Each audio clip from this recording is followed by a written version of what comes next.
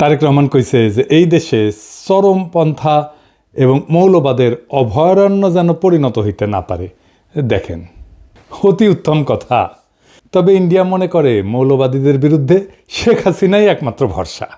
India today একটা নিবন্ধ ছাপিয়েছিল 2022 সালে। 2016 সালে বামেরাও বলতো দেশের বড় শত্রু মৌলবাদ। হাসিনার ফ্যাসিবাদ কিন্তু বড় শত্রু না, বড় শত্রু মৌলবাদ বামেদের মতে। তাইলে আমরা বুঝলাম বাংলাদেশে মৌলবাদ বলে একটা জিনিস আছে, মৌলবাদী বলেও একটা জিনিস আছে যা খুবই খারাপ, তাই না? সেটারে বিএনপি খাইয়া দিতে চায়, সেটা বিএনপি প্রতিরোধ করতে চায়। আচ্ছা, খুব ভালো কথা। তাইলে খালেদা জিয়ার নিশ্চয়ই মৌলবাদীদের সম্পর্কে একটা বক্তব্য আছিল, সেটা কি একটু আমরা শুনে আসি? আসেন শুনি, এডিটর সাহেব শুনে দেন। মৌলবাদী ধর্মীয় লোক আছে কিন্তু মৌলবাদী নয়, তারা বাংলাদেশকে ভালোবাসে, তাদের অবদান আছে দেশের জন্য এবং তারা দেশকে রক্ষা করতে চায়।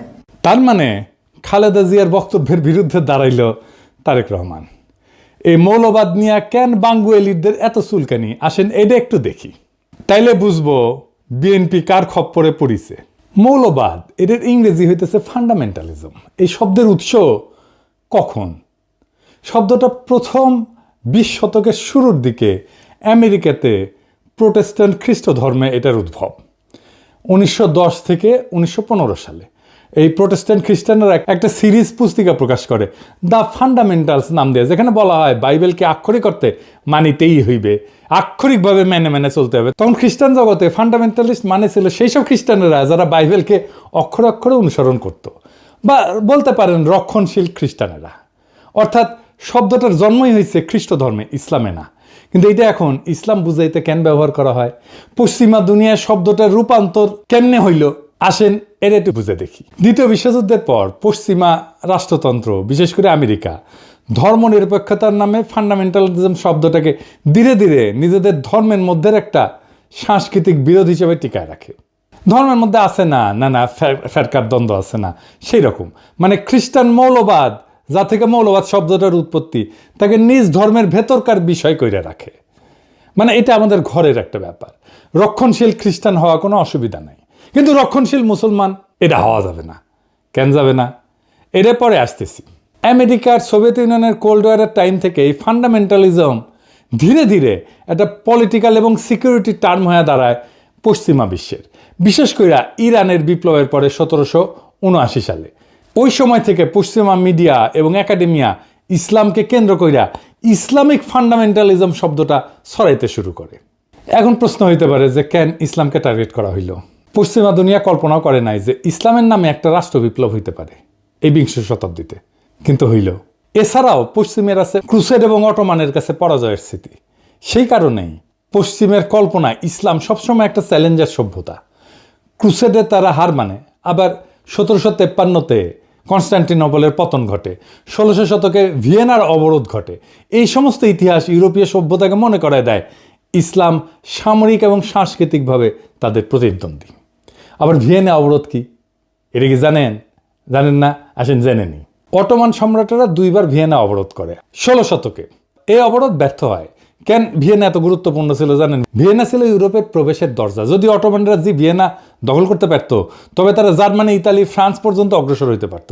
তাই ভিয়েনায় যে অবরোধগুলো হয়েছিল, যেটা ঠেকাই দিতে পারছিল ইউরোপিয়ানরা, সেই জন্যই ইউরোপিয়ান চেতনায় সেটা সভ্যতার রক্ষা হিসাবে স্মরণীয় হয়ে আছে।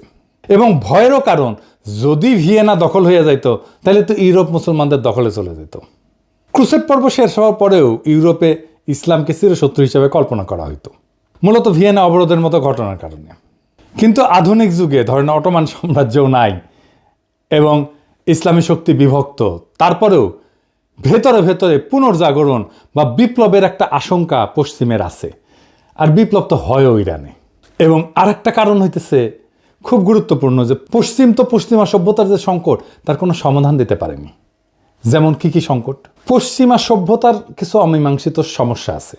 যেমন পশ্চিমা সভ্যতা বিজ্ঞান, প্রযুক্তি, গণতন্ত্র, মানবাধিকারে বড় অবদান রাখলেও কিছু মৌলিক সমস্যার আজও সমাধান করতে পারেনি।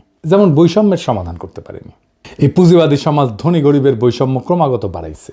বলা হয়তো ধনীদের তরফ থেকে ট্রিকল ডাউন করতো, আস্তে আস্তে ব্যয় ব্যয় ব্যয় ব্যয় চুইয়ে পড়ে নিচের লোকেরা আস্তে আস্তে কিছুটা সম্পদ হয়তো পাইতো। পশ্চিম ব্যক্তি স্বাধীনতাকে সর্বোচ্চ করছে, কিন্তু সমাজ, কমিউনিটি, পরিবার এগুলো ভেঙে গেছে।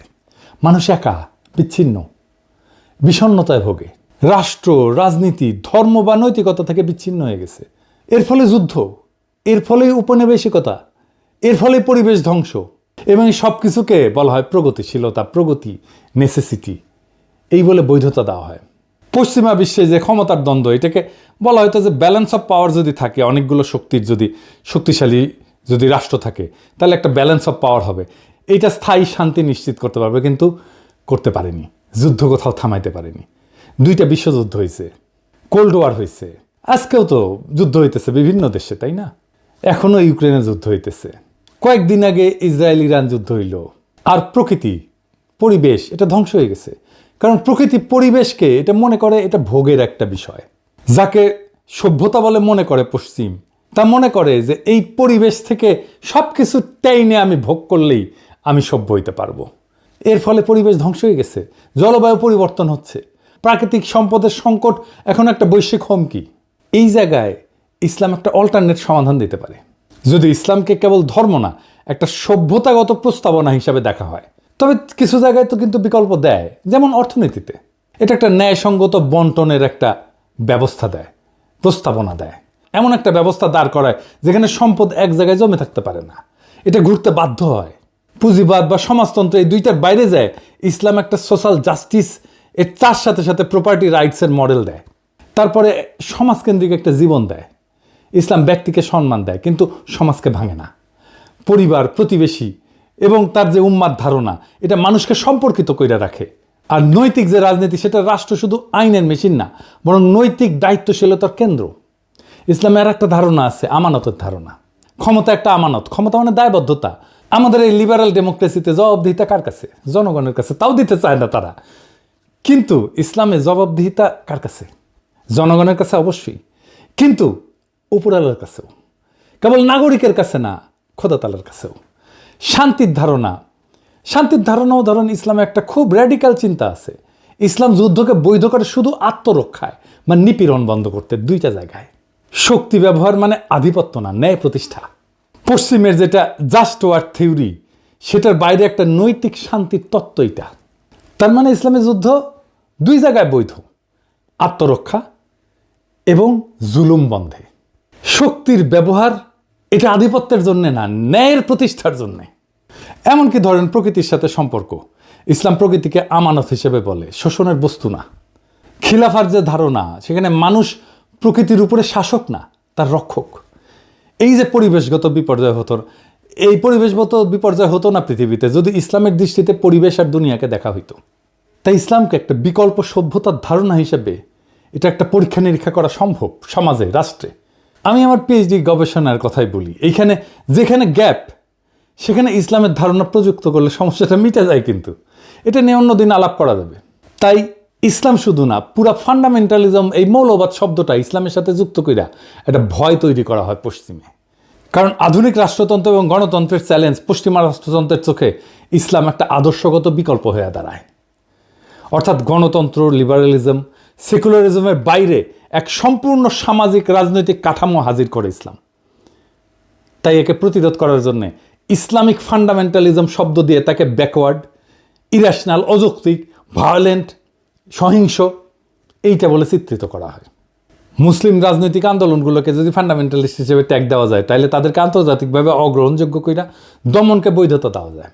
কিন্তু দেখেন, হিন্দু ধর্মে কোনো মৌলবাদ নাই, খ্রিস্ট ধর্মে মৌলবাদ নাই। খ্রিস্ট ধর্মে মৌলবাদকে আলাদা করে দেখা হয় কেন? খ্রিস্ট ধর্মে ফান্ডামেন্টালিজম এটা আভ্যন্তরীণ ধর্মতাত্ত্বিক এবং সাংস্কৃতিক দ্বন্দ্ব। এইটাকে যদি ডেমোনাইজ করা হয়, তাহলে পশ্চিমা জনসংখ্যার একটা বড় অংশ সরাসরি ক্ষুব্ধ হয়ে যাবে। তাই ওদের মিডিয়া এবং একাডেমিয়া খ্রিস্টান ফান্ডামেন্টালিজম শব্দটাকে সীমিত অর্থে ব্যবহার করে, সন্ত্রাস বা হুমকির সাথে যুক্ত করে না, কিন্তু ইসলামকে করে।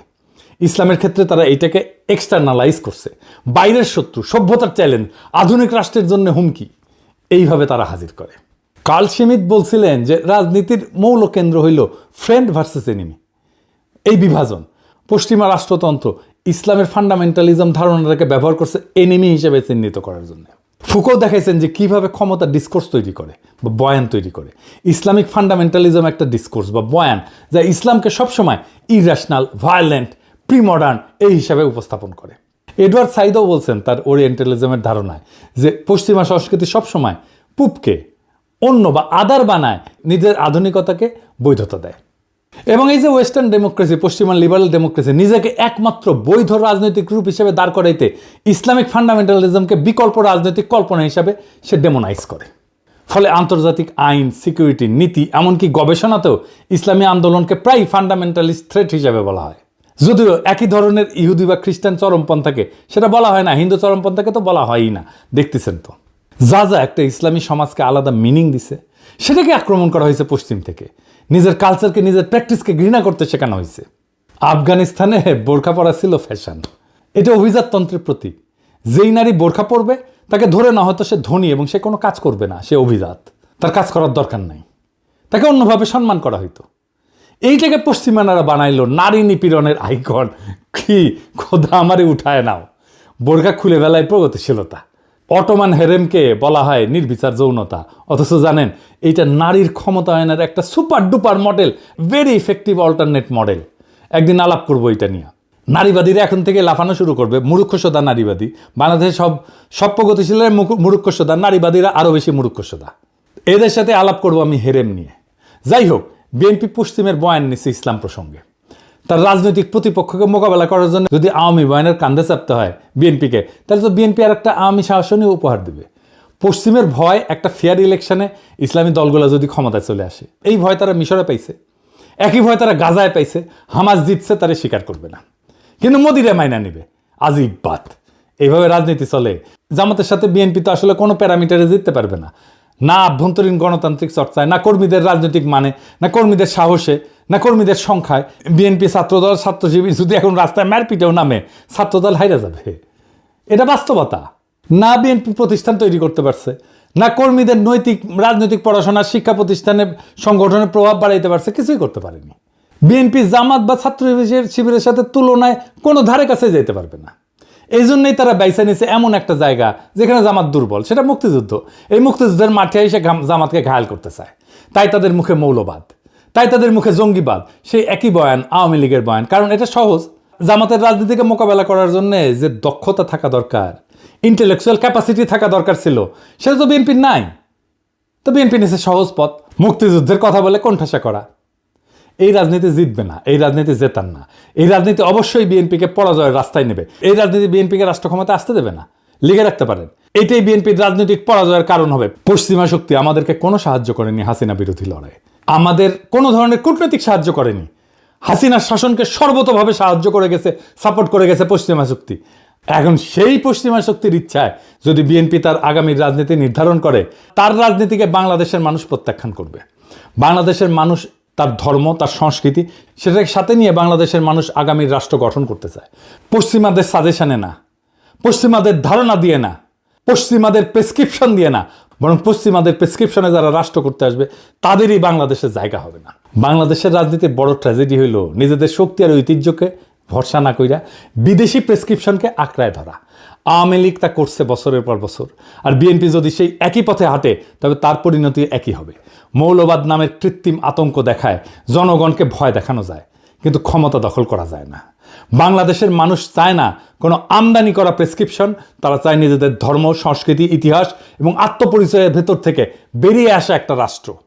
সেই রাষ্ট্র হবে ন্যায়ভিত্তিক, বিশ্বাস এবং মূল্যবোধ নির্ভর, যেখানে বিদেশি লেবেল না, বরং বাংলাদেশের মানুষের রক্ত মাংসের চাহিদা তার রাজনৈতিক চালিকা শক্তি হবে। তাই আজ যদি বিএনপি আওয়ামী লীগের সহজ পথ অনুসরণ না কইরা বরং নিজের কণ্ঠে, নিজের বয়ান, নিজের আত্মপরিচয়কে রাজনৈতিক ভিত্তি করে তোলে, তবে এই জাতি তার পক্ষেই আবার জায়গা উঠবে। কিন্তু যদি তারা পশ্চিমের সাজেশন আর আওয়ামী লীগের কপি পেস্ট রাজনীতির মধ্যে হারায় যায়, তবে এই জাতি তাদের ক্ষমা করবে না। ইতিহাসের আদালতে তখন বিএনপির নাম লেখা থাকবে আত্মসমর্পণকারীর তালিকায়, পরাজিতের তালিকায়। বাংলাদেশ আজ নতুন দিগন্ত চায়। আওয়ামী বা পশ্চিমা কণ্ঠস্বর না, বরং নিজের সত্যিকারের কণ্ঠস্বর যে দল সেটা শোনাবে, সেই দলই আগামীর বাংলাদেশ করবে। এইটা লিখে রাখতে পারেন, এটা নিশ্চিত। সেটাই ছিল 2024-এর বর্ষা বিপ্লবের অঙ্গীকার।